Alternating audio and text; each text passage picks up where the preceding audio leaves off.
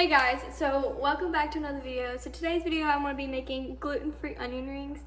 If you guys did not know, I work at Culver's and they sell onion rings there and I think they smell so good, but I cannot have them unfortunately because of my gluten allergy. But today I'm going to try and attempt to make them.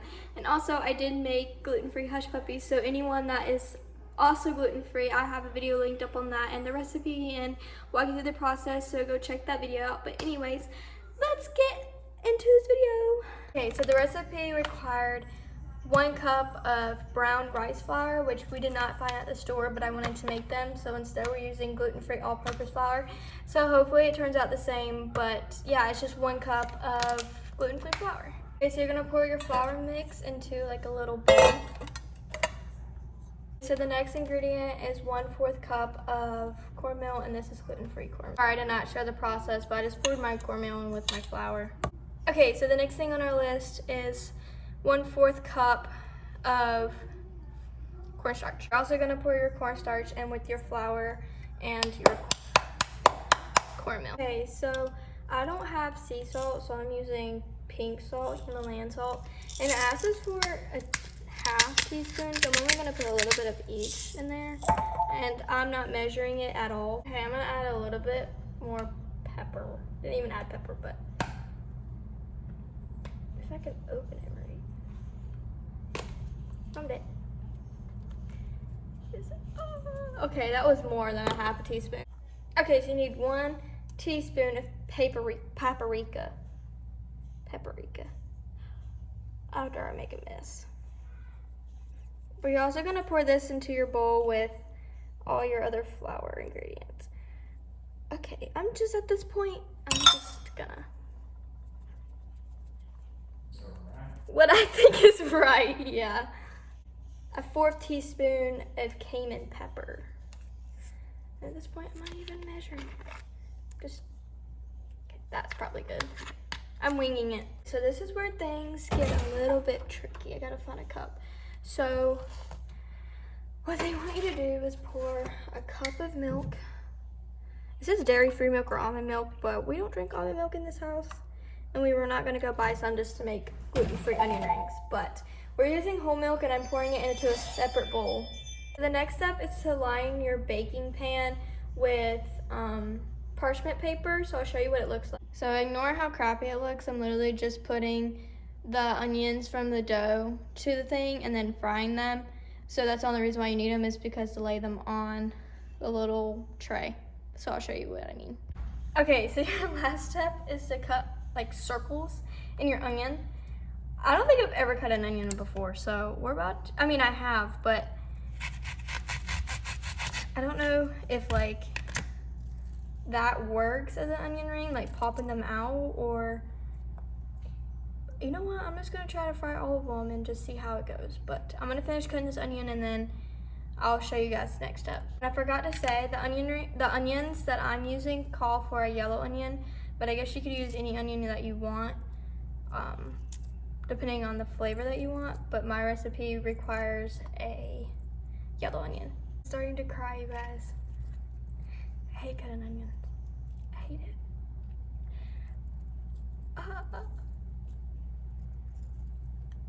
Okay, I got this. I finished cutting it though. I don't like onions like on hamburger and stuff, but I do like onions on certain things. So I'm really bad at cutting stuff, but oh, that one's okay. But I'm still using the ones that even broke, because like these ones, I still feel like it's not like a waste to not use them. Oh my gosh, touching that makes me want to cry. Oh my god, oh my gosh.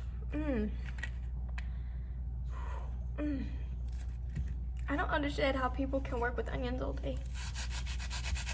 But I literally am just cutting this in half now. So now I have